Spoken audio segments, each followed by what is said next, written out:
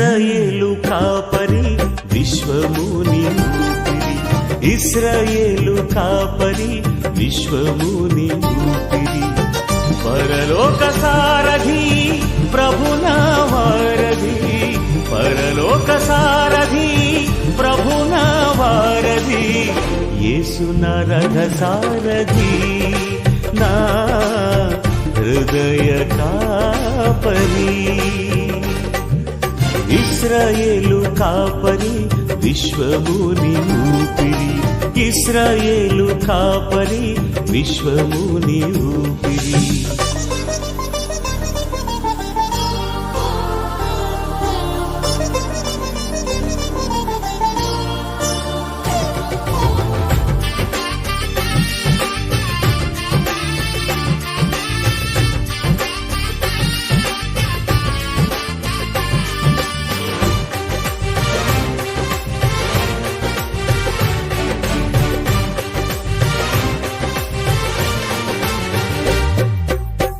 బబులోను బానిస బంధాలు తెంచి బాధలు లేని బ్రతుకునియా,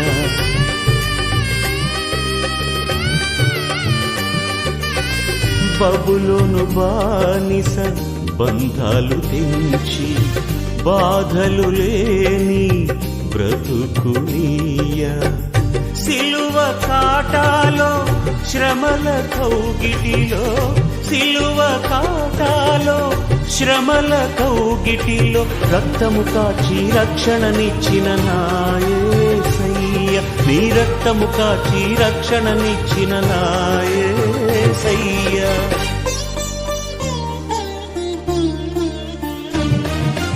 ఇశ్రాయేలు కాపరి విశ్వముని ఊపిరి, ఇశ్రాయేలు కాపరి విశ్వ.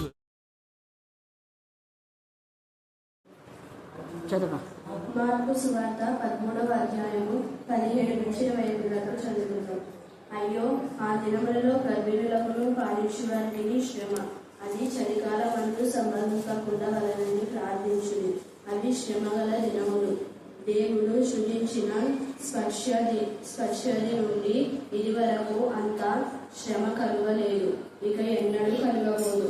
ప్రభువు ఆ దినములను తక్కువ చేయలేడలా ఏ శరీరము తప్పించుకొనకపోవును. ఏర్పరచబడిన వారి నిమిత్తము, అనగా తాము ఏర్పరచుకొనిన వారి నిమిత్తము ఆయన ఆ దినములను తక్కువ చేశాను. కాగా ఇదిగో క్రీస్తు ఇక్కడ ఉన్నాడు, ఇదిగో అదిగో అక్కడ ఉన్నాడు అని ఎవడైనాను మీతో చెప్పిన ఎడల నమ్మకుడి. దేవుని పరిశుద్ధ వాక్యాన్ని దీవించి ఆశీర్వదించుగాక. ఆమేన్. యేసు ప్రభుల యొక్క శిలువ ధ్యానాలు ఉంటాయి. ఆధ్యాత్మికంగా వాక్యాలతో ధ్యానం చేసుకుంటాం. తర్వాత మన పర్సనల్ ప్రార్థన ఏమున్నా కూడా ఆ ప్రార్థనలోనే చేస్తాం. కాబట్టి ఆసక్తి గలవారు 12 నుంచి 2 దాకా ఏకీభవించవలసిందిగా ప్రభునామమున మనం చేస్తున్నాను. మానవ తలపులు, పద్ధతులు, దైవోపదేశాన్ని బోధించే ప్రతి దుర్బోధ నుంచి విడిపించడానికి ప్రార్థిస్తున్నాం.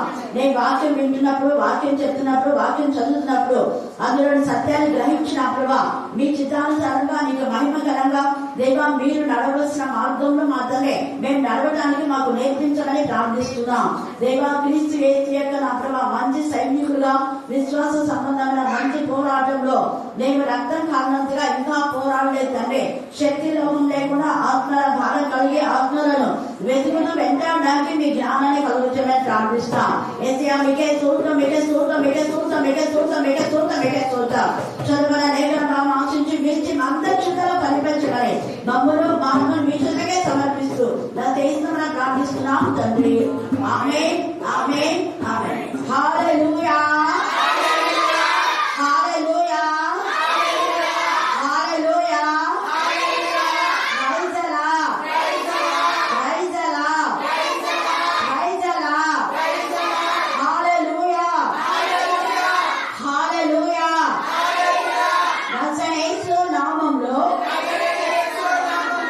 సంపూర్ణమైన సంతోషం, సమాధానం ఏంటంటే శ్రమల దినములు. ఏంటి చెప్పండి? మనకు శ్రమల దినములు అనగానే సిలువ శ్రమలు అనుకుంటున్నాం కదా. కానీ ఈ సిలువ శ్రమల ధ్యానాలే మధ్యాహ్నం వేళ. ఇక్కడ శ్రమలు ఎవరికి అంటే యేసు ప్రభువు పడినటువంటి శ్రమల గురించి కాదు. ఇక్కడ రాకడలో యేసై ముందుగానే ప్రవచన రూపకంగా చెప్పినటువంటి భయంకరమైన శ్రమలు. యేసయ్య రాకడకు ఎంతో భయంకరమైన శ్రమలు వస్తాయి. ఆ శ్రమలను మీరు ఎదుర్కోవాలి. ఆ శ్రమల్లో నుంచి మీరు విజయం పొందాలి అంటే యేసయ్య సిలువ శ్రమలను ధ్యానిస్తే మనకున్న శ్రమలు పోతాయి. అదే కాదు. అయితే ఈ యొక్క శ్రమల దినాల గురించి ఏమేమి శ్రమ దినములు అని యేసయ్య చెప్తున్నాడు అంటే 14వ వచనం చదవండి. 13వ అధ్యాయం మార్కు సువార్త 14. మరియు నాశనకరమైన హేయ వస్తువు నిలువరాని స్థలమందు నిలుచుట మీరు చూచినప్పుడు చదువువాడు గ్రహించుగాక. యూదయలో ఉండువారు కొండలకు పారిపోవలెను. మిద్దె మీద ఉండువాడు ఇంటిలో నుండి ఏదైనా తీసుకొని పోవుటకై దిగి అందులో ప్రవేశింపకూడదు. పొలంలో ఉండువాడు తన వస్త్రము తీసుకొని పోవుటకు ఇంటిలోనికి తిరిగి రాకూడదు అంటారు. ఒక్కటి శ్రమ ఏమని చెప్తున్నా అంటే నాశనకరమైన హేయ వస్తువు నిలువరాని స్థలమందు నిలుచునంట. నిలువరాని స్థలం అంటే దేవుని సన్నిధి పరిశుద్ధమైన స్థలం. పరిశుద్ధమైన దేవుని మందిరంలో నిలువరాని వాళ్ళు, ఉండరాని వాళ్ళు, ఉండకూడని చోట్లో దేవునికి విరోధమైన పరిశుద్ధులు నిలవదగినటువంటి స్థలంలో ఎవరు పడితే వాళ్ళు వస్తుంటారు. రక్షణ లేకుండా అందులో రాజకీయ నాయకులను. అది నిలువరాని చోట హేయమైనది. నిలవడం అంటే అదే పరిశుద్ధంగా దేవుని యొక్క రక్తంలో కలగబడి కొనబడి శుద్ధి చేయబడిన వాళ్ళు దేవునికి మహిమకరంగా దేవుని మందిరం ఆరాధన చేయాలి. మనకి ఎన్నిసార్లు సుంకరి పరిసరి గురించి చెప్తారు కానీ చెయ్యరు. అక్కడ సుంకరి లోపలికి రాలేదు. సుంకరి ఏమన్నాడు? బయటనే ఉండి పశ్చాత్తాపంతో ఒప్పేసుకున్నాడు. కానీ మందిరంలోనికి ఎవరు పడితే వాళ్ళు రావడం అదే హేయం. అంటే దేవుని యొక్క మందిరాన్ని హేయపరుస్తున్నారు. ఆయన రాకల్లో ఇవి ఎక్కువగా జరుగుతాయి అని ముందే చెప్పాడు. జరుగుతున్నాయి కూడా. అందుకనే దేవుని యొక్క మందిరం గురించినటువంటి ప్రత్యేకత గురించి తండ్రి అయిన దేవుడు మాట్లాడుతున్నాడు. ఇంకొకటి రెండవది ఏంటంటే ఈ యొక్క మందిరాల్లో విగ్రహ సంబంధమైన వాటిని పెట్టి పూజ చేయడం కూడా చెప్తారు. ఆల్రెడీ కొన్ని ప్రదేశాల్లో చేస్తున్నారు దౌర్జన్యంతో, అక్రమమైన విధానంలో. అంటే అక్కడ ఉన్నటువంటి క్రైస్తవుల నోరు మూపించి వాళ్ళు ఏమైనా అన్నారంటే మేము చంపుదాం చూడడానికి ఏదో ఒకటి వాళ్ళని భయపెట్టి గద్దించి ఈ యొక్క హేయమైనది అక్కడ నిలబడేలా చేస్తున్నారు. విగ్రహ సంబంధమైంది. అలా చేయడం కూడా దేవుడు యేసయ్య ముందే ప్రవచన రూపంగా చెప్పేశాడు. ముందే చెప్పేస్తున్నాడు మనకు. తర్వాత రెండవది ఏమని చెప్తున్నాడు అంటే మీరు ఎప్పుడు కూడా ఎక్కడ ఉండేవాళ్ళు అక్కడే ఉండండి. యేసయ్య రాకడకు చూడడానికి అప్పుడే మనకు తెలుస్తుంది. ఆకాశం నా వెలుపులాగా వస్తుందని చెప్తారు కదా. అలా వచ్చినప్పుడు యేసయ్య రాకడలో మీరు మిద్దె మీద ఉండేవాళ్ళు మిద్దె మీదనే ఉండాలి, కిందికి రాకూడదంట. ఇంట్లో ఉండేవాళ్ళు ఇంట్లోనే ఉండాలి. అయ్యో వాడు పొలానికి పోయాలి అని బయటికి రాకూడదు. అలాగే పొలంలో ఉండేవాళ్ళు పొలంలోనే ఉండాలంట. ఎంత తేలిగా అంటే లోతు సంభవించిన సమయంలో కూడా ఇలాగా చెప్పాడు. ఆ యొక్క లోతు వాళ్ళ భార్యను 2 కూతురును తీసుకొని వచ్చేటప్పుడు లోతుతో మీరు వెనక్కి చూడొద్దండి అన్నాడు. ఇక్కడ యేసయ్య కూడా మీరు దిగొద్దండి కిందికి. ఇంట్లో వాళ్ళు బయటికి పోకూడదు, పైన ఉండేవాళ్ళు కిందికి రాకూడదు, పొలంలో ఉండేవాళ్ళు పొలంలో ఉండాలి. ఏమైనా కూడా అయ్యో మా బిడ్డ ఉందే మా వాళ్ళు ఉన్నారని ఎవరున్నా కూడా ఎవరి గురించి ఆలోచించకూడదు. కారణం ఏంటంటే పరలోక రాజ్యంలో నిత్య జీవం పొందుకోవడానికి మన ఆత్మను మనమే సిద్ధపరచుకోవాలి. బుద్ధిగల కన్యకలు వాళ్ళ 5 మంది బుద్ధి కలిగి ఉన్నారు కాబట్టి వాళ్ళ 5 మంది యేసు ప్రభుతో పాటు కొనిపోబడినారు కదా. సేమ్ అంతవరకు ఉన్నారు వాళ్ళు. అంతవరకు కన్యాత్వాన్ని కాపాడుకున్నారు, అంతవరకు పరిశుద్ధంగా ఉన్నారు, అంతవరకు దేవునికి ఇష్టంగా ఉన్నారు. యేసయ్యని ఎదుర్కోవాలన్న తపన తృష్ణ ఉంది.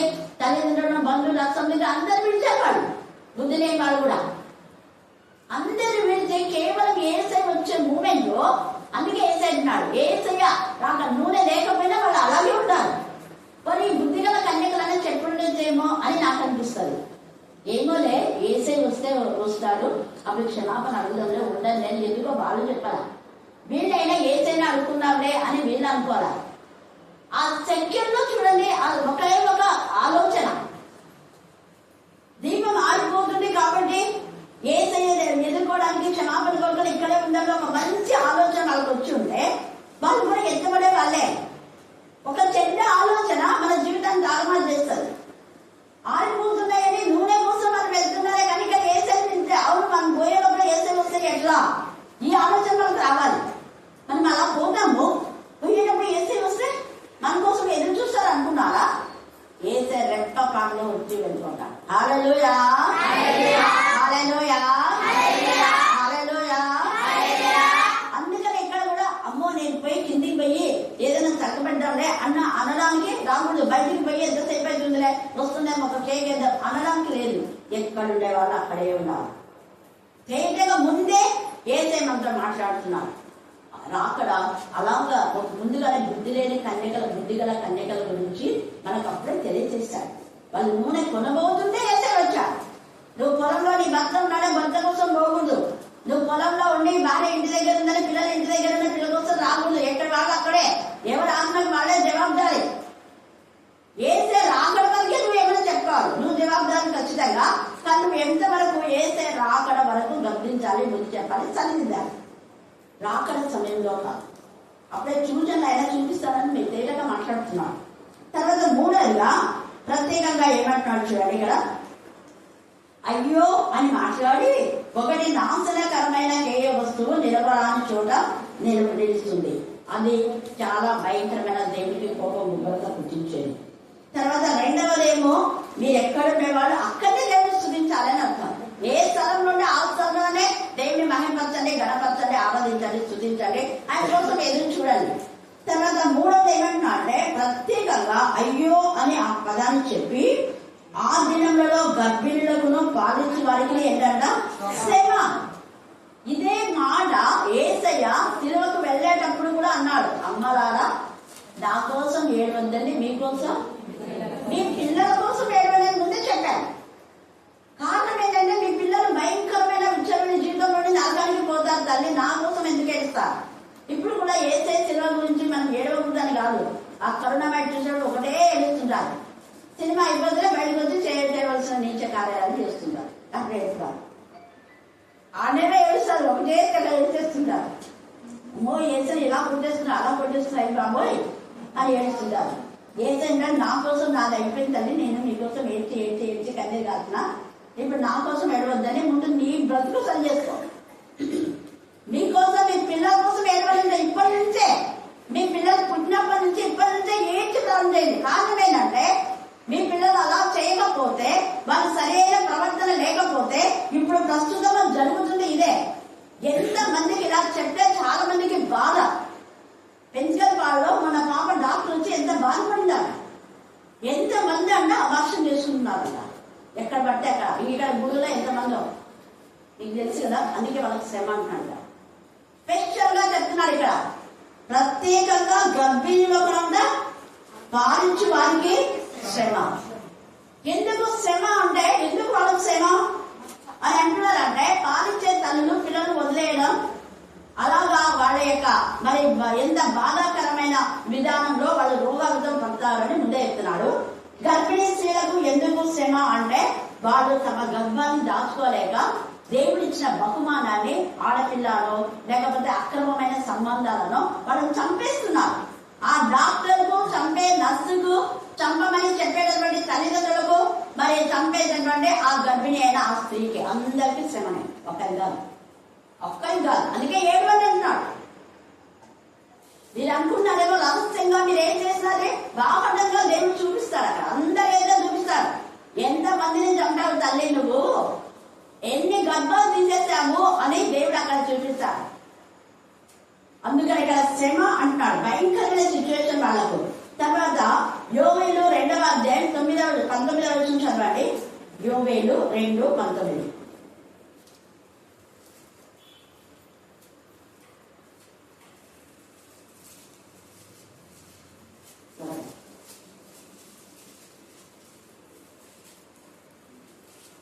మరియు యెహోవా తన జనులకు ఉత్తరం ఇచ్చి చెప్పినదేమనగా ఇకను అన్ని జనులలో మిమ్మల్ని అవమానాస్పదంగా ఇకను అన్ని జనులలో నిజంగా ఏడ్చి కన్నీరు కాల్చి నీ పిల్లల జీవితాన్ని సరిగా చేసుకుంటే నీ పిల్లల బట్టి అవమానం జరగదు. అన్నిలు అనేక మంది విని అన్నిల కాలంలో ఎక్కువ మంది వీళ్ళే మోస్తున్నారు అంటే చూడండి ఇక్కడ వాళ్ళే. ఎంత బాధాకరమైన విషయం. అన్నిలకు దేవుని భయం ఉంది కొంచెమన్నా, కానీ భయం భక్తి లేని విధానంలో పిల్లలు తయారవుతున్నారు. అందుకే మొదలుస్తున్నారు. ఇక్కడ కూడా అన్నిలలో మీ పిల్లలు అవమానాస్పదం కాకుండా దేవుడు కాపాడుతుంది మీ పిల్లలు. విలాప వాక్యంలో 2వ అధ్యాయం 9లో కూడా భయంకరమైన అక్కడ ఎట్లా మాట్లాడుతుంది, మీ పిల్లల కోసం రేగి మొదటి జామున లేచి ప్రార్థన చేయాలంట. మీరు విలాప వాక్యం 2:9 కండక్ట్ చేయండి. మీ పిల్లల కోసం రేగి మొదటి జామున అంట. అప్పుడు మీకు ఈ శ్రమలు రావు అని అంటున్నాను.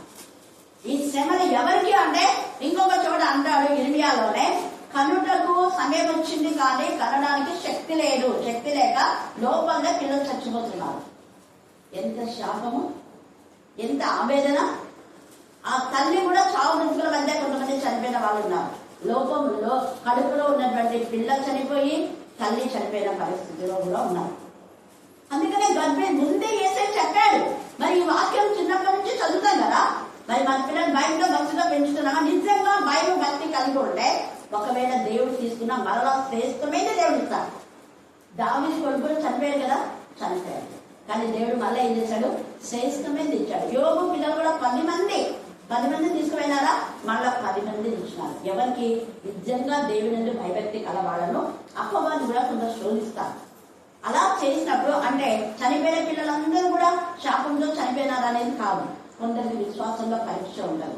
ఇంకా కొంతమందికి ఆ పుట్టే పిల్లల ద్వారా తల్లి కన్నా బాగా ఉంటుంది, ఏదో ఒకటి ఉంటుంది. కాబట్టి నిజంగా భయభక్తి గల వాళ్ళ పిల్లలను దేవుడు తీసుకుంటాడు. దేవుడి సన్నిధిలో వాళ్ళు చక్కగా పెరుగుతుంటారు. కానీ మళ్ళా శ్రేష్టమైన వాటిని ఇస్తారు దేవుని ఎందుకు భయభక్తి గల వాళ్ళు. కానీ మరి నిజంగా మీ పిల్లలు దేవుని ఎందుకు భయభక్తితో ఉన్నారా, విరోధంగా ఉన్నారు? విరోధంగా ఉంటే ఇక్కడ దేవుడి శ్రమ అంటున్నారు. అందుకే ఎంత తేజగా మాట్లాడుతున్నారు తండ్రి అయిన దేవుడు. చూడండి ఇక్కడ మళ్ళీ మనం చూస్తే రాహేలు కూడా తన పిల్లల నిమిత్తమే ఏడ్చింది అని కూడా మనం చూస్తున్నాం కదా. ఎందుకు ఏడ్చిందంటే ప్రవచనగా ముందే ఏడ్చేసింది. అప్పుడు ఏడ్చడం కాదు, తర్వాత రాబోయేటటువంటి పిల్లలు భయంకరంగా చంపేస్తారు అని ఆమె ఏడ్చింది. అది నిర్గమకాండంలో 2వ అధ్యాయంలో మనం చూస్తే 2వ అధ్యాయం 1, 2, 3 వచ్చిన చూడండి.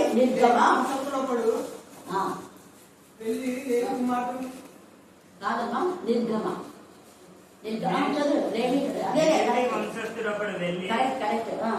లేవి కుమార్తెను వివాహం చేసుకొనెను. ఆ స్త్రీ గర్భవతి అయి కుమారుని కని వాడు సుందరుడై ఉండుట చూసి 3 నెలలు వాటిని దాచాను. 3 నెలలు దాచాంట. ఎందుకు ఇట్లా ఇక్కడ దాచన అనేది మీరు అండర్లైన్ చేసుకోండి. దాచడానికి కారణం ఏంటంటే అక్కడ 1వ అధ్యాయంలో కొంత సిచ్యువేషన్ జరిగింది. రాహేలు తన పిల్లల విషయమే ఇశ్రాయేలుల పిల్లలందరినీ ఫరో చంపుతాడని. ఎందుకంటే నిర్గమ 1వ అధ్యాయంలో ఆది కాండం వరకు కూడా ఫరో యోసేపుకు తోడుగా ఉండి మరి యోసేపు కూడా సహకరించి దేవుడు తోడై ఉన్నాడని తెలుసుకొని ఆ ఫరోనే యోసేపు ద్వారా ఆశీర్వదించమన్నాడు. అంతవరకు ఇశ్రాయేలంతా వాళ్ళు ప్రేమించారు, గౌరవించారు, మీ సహవాసం నాకు కావాలి అన్నారు వాళ్ళంతా కూడా. కానీ ఎప్పుడైతే యోసేపు చనిపోతాడో, యోసేపు చనిపోయిన తర్వాత భయంకరమైన శ్రమలు వస్తాయని ముందే ప్రవచన రూపకంగా తండ్రి అయిన దేవుడు 14వ అధ్యాయంలో ఆది కాండంలో అబ్రహాంలో ముందే చెప్పేస్తాడు కొన్ని చీకటి గడియలు వస్తాయి అని. అదంతా ఇప్పుడు మనకు టైం లేదు, మీకు తర్వాత 13, 14 చదువుకోండి. ఆ తర్వాత దేవుడు ఆశీర్వదిస్తున్న ఆశీర్వాదాలు ఉన్నాయి. 12 ఆశీర్వాదాలు ఉన్నాయి, 15 ఆశీర్వాదాలు ఉన్నాయి, 17 ఆశీర్వాదాలు ఉన్నాయి, 28 ఆశీర్వాదాలు ఉన్నాయి. అబ్రహాంకు చాలా బ్లెస్సింగ్స్ ఉన్నాయి. అయితే మీ పిల్లలు 400 సంవత్సరాలు చీకటి గడియాలి, భయంకరమైన చీకటి. ఆ చీకటే నిర్గమలో స్టార్ట్ అవుతుంది. నిర్గమకాండం 1వ అధ్యాయంలో ఇశ్రాయేల్ అంతా కూడా బాగా ఎదిగిపోతున్నారని వాడికి అసూయ వాడిని ఎలాగైనా చంపాలి అనేసి 2 సంవత్సరాల మగ పిల్లలందరినీ చంపేయండి మందసానులకు భయపెట్టినాడు. కానీ ఆ మందసానుడు దేవునికి భయపడి పిల్లలు బ్రతికిన వాళ్లలోనే ఈ యొక్క లేవి యొక్క కుమారుడు. చూడండి అక్కడ ఏకమే ఎకవేదేక కుమారుడు మోషే, లేవి వంశీయుడు, అందుకే యాజకుడు అయిపోయాడు. ఆ 3వ అధ్యాయంలో దేవుడు మోషేను కాపాడినాడు. ఇదంతా మనకు టైం లేదు కాబట్టి మీకు క్లుప్త వివరణ. అంత భయంకరంగా చనిపోతున్నారు. అందుకే ముందే రాహేలు ఏం చేసింది, భయంకరమైన వధ జరగబోతుంది అని. ఎంత మంది పిల్లలు చంపాడు. అందుకని పాలించు వారికి గర్భిణులకు అప్పుడు శ్రమ వచ్చింది. అప్పుడు ఫరో చంపాడు. పుట్టిన పిల్లలందరినీ ఇప్పుడు ఫరో చంపాడు. ఇప్పుడు అపవాది అనేక మంది అమ్మాయిలు అబ్బాయిలో ప్రవేశించి అక్రమ సంబంధాలనేసి లేకపోతే ఆడపిల్లలనేసి పిల్లలు చంపుతున్నారు. దేవుడు ఎంతగా ఉండేకుంటారు. అప్పుడు ఎప్పుడో ఏసేది శిల వేసామని మనం ఉడే ఏడుస్తున్నాం. కానీ ఇప్పుడు మన బ్రతుకులే భయంకరమైన నరకయాత్రలుగా ఉన్నాయి. అందుకే మీకోసం మీ పిల్లల కోసం ఏం చేయాలా, అన్నీ ప్రార్థన. ఇరిమియా చెప్పేశాడు 9వ అధ్యాయం 17 చదవండి. కాబట్టి మీరు ఏం చేయాలంటే కన్నీటి ప్రార్థన నేర్చుకోవాలి. ఈ శ్రమ దినముల నుంచి మనం విడుదల పొందాలంటే యేసయ్య శిలువ శ్రమల ధ్యానం చాలా అవసరము. అందుకే శిలువ ధ్యానము అనేది చెప్పే శ్రమ దినాలు కాదండి, శిలువ ధ్యానం. శిలువ విలువ, శిలువ ప్రత్యక్షత, శిలువ నుంచి అపవాదిని జయించే శక్తిని మనం పొందుకుంటాం శిలువ ధ్యానాల ద్వారా. చదవమా. సైన్యములకు అధిపతియగు యెహోవా ఈలాగు సెలవిచ్చుచున్నాడు. ఆలోచింపుడి. ఎంత బాగా రోదనం చేయి స్త్రీలను పిల్లలు ఉంటాడు. రోదనం చేయి స్త్రీలు అంటే ఏ స్త్రీ కావాలి అంటే నన్ను వాళ్ళు ఇట్లా అన్నారు, వీళ్ళు ఇట్లా అన్నారు, ఏడ్చేవాళ్ళు కాదు. లేదా పాపము పెరిగిపోయి పాపం బయటపడుతుందని ఏడ్చేది కాదు. మీ పిల్లలు నరకానికి వెళ్తారు అని కన్నీటితో ప్రార్థన చేసే రోదన స్త్రీలు కావాలన్నమాట. స్త్రీలు ఏడ్చాలి, పిల్లల కోసం ఏడ్చాలి, పిల్లల బాగు కోసం ఏడ్చాలి. పిల్లలు సరిగా లేరు, వాళ్ళ పెంపకం సరిగా లేదు. భయంకరమైన విధానంలో వీళ్ళలో వాళ్ళు చెడిపోయి అనేక చెడగొడుతున్నారు. నేను అందుకే కొంతమంది పిల్లలకు జాగ్రత్త అని చెప్తున్నా. నేను జాగ్రత్తగా వెళ్ళమంటున్నా. డబ్బులు కూడా అదే వాళ్ళు దేవుని వాళ్ళతో సావాసం చేయండి అంటే లేదు నేను వెళ్ళమంటాను. కరెక్ట్గా వచ్చి పాపం గడుచు వస్తున్నారు. ఈ పిల్లలందరితో దేవుడు మాట్లాడుతున్నాడు. హల్లెలూయా, హల్లెలూయా. పిల్లలందరూ నేను రమ్మని చెప్పకపోయినా ఎంత బాగా వస్తున్నారు. వాళ్ళకు వాళ్ళే దేవుడు ప్రేరేపింప చేస్తున్నారు. కారణం ఈ పిల్లలకు మంచి భవిష్యత్తులని దేవుడికి ఇష్టమైంది. ఒకప్పుడు మన వాళ్ళు కాల్చిన కన్నీటిని చూడాలి. హల్లెలూయా, హల్లెలూయా. అంత చిన్నోడు పడొచ్చి వాడి కోసం చేయమని ప్రార్థన. మా అక్క 10th మేడం, అక్క ఫస్ట్ క్లాస్ కోసం ప్రార్థన చేయండి, చేస్తే కానీ మీ అక్క ఈసారి ప్రాబ్లం ఉందన్నారు చెప్పిన. మా అమ్మ కూడా వస్తుంది కదా అన్నారు. హల్లెలూయా, హల్లెలూయా. పిల్లల్లో ఎంత ఆసక్తి. ఇంకెక్కడున్న పిల్లలంతా వాళ్ళ నాయనమ్మకు బాగాలేకపోతే ఇక్కడ బాబా సంసన్ అన్న వాళ్ళ మన్నరా వాళ్ళ జేదికి బాగాలేకపోతే వాళ్ళ జేది నాకు బస్ స్టాండ్ వెళ్తుంది. మా పాప ప్రార్థన చేయించున్నాను కదా మేడం మా కోసము చెప్తుంది. అవును చెప్పాను. నువ్వేం రావటం లేదు, నీ మమ్మరాలు వస్తుంది చూడండి. పిల్లలు వస్తున్నారు, తల్లు రావటం లేదు, అమ్మమ్మ రావటం లేదు, నాయనమ్మ రావటం లేదు. పిల్లలకు ఆసక్తి ఉంది. ఇప్పుడు పిల్లలు ఏడుస్తున్నారు. దేవా మా అమ్మలను కాపాడండి, మా అమ్మమ్మలను కాపాడండి, మా నాయనమ్మలను బాగు చేయండి అని పిల్లలు ఏడుస్తున్నారు.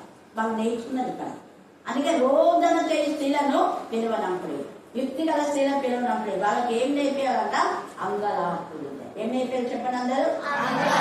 మరి చెప్పండి, ఇంకా గట్టిగా చెప్పాలి. పిల్లలకు అంగలార్పు విద్య నేర్పించాడు. యేసయ్య కోసం జీవించాలని యేసయ్య శిలువ విలువ తెలుసుకొని యేసయ్య శిలువలో ఏ విధంగా అపవాదిని జయించాలో మనం కూడా జయించగలమని యేసు ప్రభువుకున్న విశ్వాసం, నమ్మకత్వాన్ని, ఓర్పు, శాంతి స్థానం మనం కలిగి ఉండాలి. అప్పుడు అపవాదిని మనం జయించగలుగుతాం. శిలువ శ్రమల్లో అదే ఇక్కడ వారికి శ్రమ అంటే ఎవరికి శ్రమ అంటే గర్భిణులకు పాలించే వారికి శ్రమ అంట. తర్వాత అది చలికాలం అందు సంభవింపకుండా వాళ్ళని ప్రార్థించుడి అంటారు. అందుకనే చలికాలం అంటే దేవుని భయభక్తి కలిగిన ఆ టైంలోనే మరి ఈ శ్రమలు వచ్చినాయి కాబట్టి ఎక్కవేదు మోషను కాపాడగలిగింది. హల్లెలూయా, హల్లెలూయా. ఒక్కసారి ప్రతి కుటుంబంలో రోజులు చూడండి. 2 సంవత్సరాల లోపల పిల్లలను చంపుదా ఉంటే ఆ తల్లుల గుండె పోతా ప్రతి ఇంటిలో ఏడుపు దేవునికి వినపడింది. అది తట్టుకోలేకపోతున్నాడు దేవుడు. నా పిల్లలు మీరు ఇంతగా బాధ పెడుతున్నారే, పుట్టబోయే పిల్లలను చంపేస్తున్నారు. దేవుడు రివెంజ్ తీర్చుకున్నాడు. ఎలాగా అంటే ఫరో ఇంటి వాళ్ళందరి తొలిచూలను తీసేశారు కదా. హల్లెలూయా, హల్లెలూయా. అందుకే కత్తి పడ్డవాడు కత్తి చేత నాశనం అవుతాడు అనేది. అందుకే ఇశ్రాయేలుల పిల్లల యొక్క బాగు కోరుకోలేదు. ఇశ్రాయేలు దేవుని చేత ప్రత్యేకింపబడిన వాళ్ళు, ప్రతిష్ఠించబడిన వాళ్ళు, ఏర్పరచబడిన వాళ్ళు, రోషం వల్ల దేవుని పిల్లలు.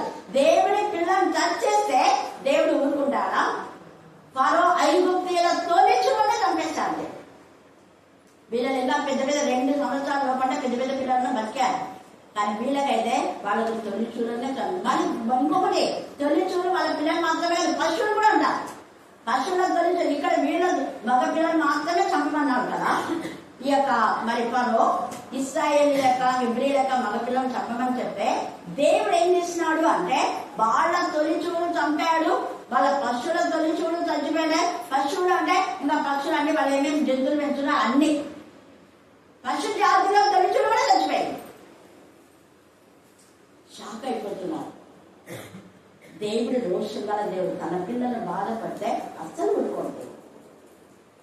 అందుకనే ఈ రాత్రి కాల సమయంలో భయంకరమైన శ్రమ దినాలలో మనం రోషం గల దేవుని పిల్లగా నిలవటానికి క్రీస్తు శ్రమల జ్ఞానంలో మనం ఉండి యేసయ్య ఎలాగో మన కోసమే మహారోదనంతో, వేదనతో, కన్నీళ్లతో, మరి యాచనతో ఉపవాసం ఉండి మన కోసమే ఆయన ప్రార్థన చేశారు. ప్రతిరోజు ప్రార్థన చేశారు. యేసయ్య 40 రోజులు ఉపవాసం మాత్రమే కాదు, చాలా మంది 40 రోజులు ఉపవాసం అని 40 రోజులు ఉంటారు.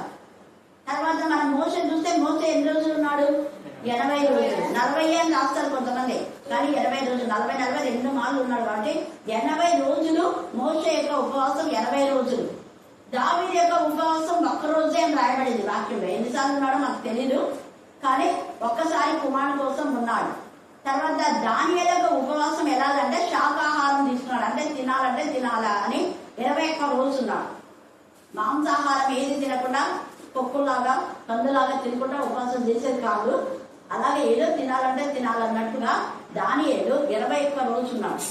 తర్వాత ఎస్తేర్ అయితే మంచి నీళ్ళు కూడా లేదు, 3 రోజులు ఉన్నారు. అలాగే నినివే పట్టణస్థులు అయితే వాళ్ళు మాత్రమే కాదు, చంటి పిల్ల తల్లులు, పశువులు అందరూ ఉపవాసం ఉన్నారు. నినివే పట్టణస్థులు ఇది గుర్తుపెట్టుకొని మీరు అందరూ పంపించండి. ఒకటేమో మోషే ఉన్నాడు 80 రోజులు, రాసుకోండి మీరు బాగా, తప్పు పెట్టొద్దండి వాట్సాప్లలో. తర్వాత దావీదేమో 1 రోజు ఉన్నాడు, దానియేలేమో 21 రోజు ఉన్నాడు, ఎస్తేరేమో 3 రోజులు ఉన్నారు. నినివే పట్టణస్థులేమో వాళ్ళ పశువులు, చంటి పిల్లల తల్లులతో సహా ఉపవాసం ఉన్నారు. అలాగనే ఉపవాస దినమని మనం సంఘంలో ఎక్కడంటే ఎక్కడ అనౌన్స్ చేసినప్పుడు పెళ్లి పెట్టకూడదు. కంప్లీట్ గా ఆ యొక్క కంటిన్యూగా అయిపోయే వరకు మళ్ళీ శుక్రవారం రోజు ఉపవాసం ప్రార్థన అలా పెళ్లి పెట్టాలి. అది దేవుడితో చేసిన నిబంధన. ఆ రోజు పెళ్లి చేసుకునే వాళ్ళు కూడా ప్రార్థనలో ఏకీభవించాలని దేవుడి ఉద్దేశం. లేదంటే నువ్వు అనౌన్స్మెంట్ చేయవద్దు.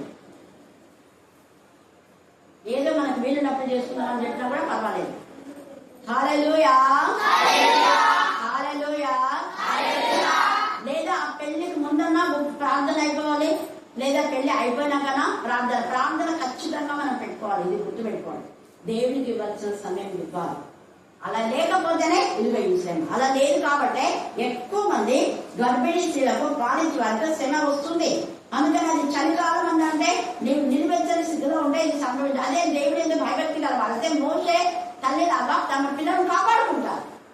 ఆమె ఆత్మీయంగా ఉండి వెచ్చగా ఉందామె, చల్లగా లేదు, వెచ్చగా ఉన్న తల్లు తన పిల్లలను కాపాడుకుంటారు. అలాగే యేసు ప్రభువు వాళ్ళు కూడా చంపాలనుకున్నారు లేదు, కానీ అలర్ట్గా ఉండి తల్లి మరియా యోసేపు కాపాడుకున్నారు. చంపాలనుకున్నా యేసు ప్రభువు చనిపోలేదు, కానీ చంపాలనుకున్నటువంటి హేరోదే చంపారు.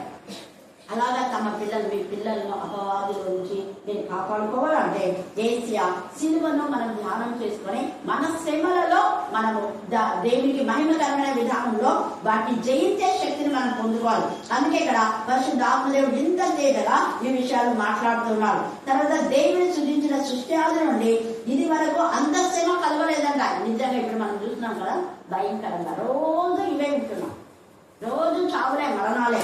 చూడండి, సృష్టి ఆది నుండి ఇది వరకు అంత శ్రమ కలగలేదు, ఇక ఎన్నడూ కలగబోదు. ప్రభువు ఆ దినములను తక్కువ చేయలేదా ఏ శరీరం తప్పించుకున్నాడు, తప్పించు కొనకపోను. ఏర్పరచబడిన వారి నిమిత్తము అనగా తాను ఏర్పరచుకున్న వారి నిమిత్తము ఆయన ఆ దినములను తక్కువ చేశారు. ఆయన తక్కువ చేశారు కాబట్టి శ్రమ దినాలుగా మనం భావించకూడదు, దేవుని బట్టి ఓర్చుకోవాలి. అందుకే మొదటి పేతురు 4వ అధ్యాయంలో మీరు 12 నుంచి 17 దాకా చదువుకోండి. 29, 1, 3, 15 నుంచి 20 దాకా ఇప్పుడు చదివారు.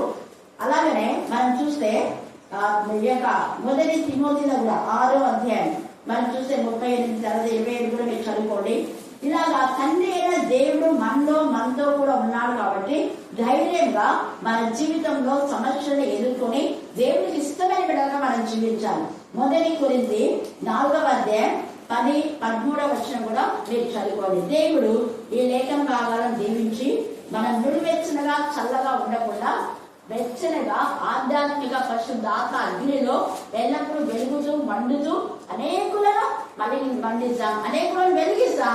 పరిశుద్ధాత్మ మంటల్లో పాపం చంపివేస్తాం. పాపం స్తోత్రాలు చెల్లించుకుంటున్నాను తండ్రి. అవునా ప్రభా, ఉదయం మొదలుకొని ఇంతవరకు మమ్మల్ని ఎంతగానో మార్చి కాపాడి మీకు ఇష్టమైన రెక్కల కింద మమ్మల్ని భద్రపరచుకొని దాచుకున్న విధానాన్ని బట్టి కూడా నీకు వందనాలు చెల్లించుకుంటున్నాను తండ్రి. అవునైనా ఈ యొక్క రాత్రికాల సమయంలో చిన్న మందగా మేమందరం కూడుకొని నేను ఈ రీతిగా స్తుతించుటకు, ఆరాధించుటకు, కొనియాడుటకు, మహిమపరచుటకు నా తండ్రి మాకు ఇచ్చిన ఈ శ్రేష్టమైన సమయాన్ని బట్టి, ఇటువంటి సహవాసాన్ని బట్టి, ఈ ధన్యతను బట్టి కూడా నీకు లెక్క అయినట్టు కృతజ్ఞతాస్తుతులు స్తోత్రాలు చెల్లించుకుంటున్నాం నా తండ్రి. అవునా ప్రభా, ఇలాంటి సమయం లేక, ఇలాంటి సహవాసం లేక ఎంతమంది బిడ్డలైతే నా తండ్రి వ్యర్థంగా వారి యొక్క సమయాన్ని గడుపుకుంటున్నారు నాయన. అటు బిడ్డలందరినీ జ్ఞాపకం చేసుకొని సన్నిధిని నడిపించుకోమని అడుగుతున్నాను నా తండ్రి. నీకే స్తోత్రం, నీకే స్తోత్రం, నీకే స్తోత్రం, నీకే స్తోత్రములు చెల్లించుకుంటున్నాం నా తండ్రి. అవునా ప్రభా, ఇంతవరకు పాటల ద్వారా, ప్రార్థన ద్వారా నేను స్తుతించి ఆరాధించాను దేవునికి స్తోత్రములు. ఇప్పుడు నీ దాసరాలు మరుగుపరిచిన యొక్క మాటలను పట్టుకోడానికి వందనాలు, స్తుతులు, స్తోత్రాలు చెల్లించుకుంటున్నాం నా తండ్రి. అవునా ప్రభా, మరి నాయన నీ దాసరాల ద్వారా నువ్వు కలిగిన విధానాన్ని పట్టుకోడానికి వందనాలు చెల్లించుకుంటున్నాం నా తండ్రి. ముఖ్యంగా మరి నా ప్రభా కళ్ళులైనట్టు మేము నా తండ్రి, మా ప్రభా రేయి మొదటి జామున లేచి మీ కొరకు, మీ పిల్లల కొరకు రోధించి స్త్రీలుగా మీరు ఉండడానికి సెలవిచ్చిన రీతిగా నా తండ్రి. అవునా ప్రభా, మా యొక్క పిల్లల నిమిత్తము నా తండ్రి రేయి మొదటి జామున లేచి నీకు మొరపెట్టకు తగిన జ్ఞానంను దయచేయమని అడుగుచుంటున్నాం నా తండ్రి. అయ్యా మెలకువ కలిగి, సిద్ధపాటు కలిగి మా కుటుంబాల కొరకు మేము మొరపెట్టకు నీ కృప చూపండి, సహాయమును దయచేయమని అడుగుచుంటున్నాం నా తండ్రి. నీకు స్తోత్రములు. అవును నా ప్రభా, చెడు సహవాసం నుండి, దుష్ట సాంగత్యం నుండి ప్రతి ప్రభు బిడ్డలు విడుదల దయచేసి మేము మహిమను పొందుకోవడం దేవానికి స్తోత్రాలు చెల్లించుకుంటున్నాం నా తండ్రి. అవును నా ప్రభా, మరి నా తండ్రి ఈ యొక్క దినంలో ఏంటన్నా ప్రభా 10th, ఇంటర్, డిగ్రీ పిల్లలు పరీక్షలు రాయించుండగా నా తండ్రి. అవును నా ప్రభా, ప్రతి బిడ్డను మీరు జ్ఞాపకం చేసుకోండి దేవానికి వందనాలు, స్తుతి, స్తోత్రాలు చెల్లించుకుంటున్నాం మరి నా తండ్రి.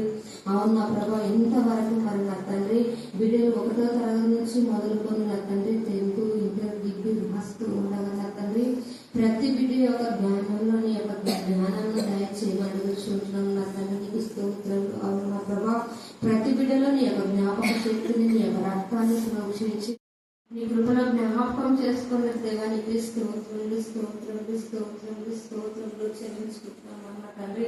అవును నా ప్రభా, ఎంతో ఉన్నతమైన చదువులు చదివి నా తండ్రి నిరుత్సాహ స్థితిలో ఎంతమంది బిడ్డలైతే ఉంటున్నారో నా ప్రభా, బిడ్డలందరినీ మీరు జ్ఞాపకం చేసుకున్నాను తండ్రి.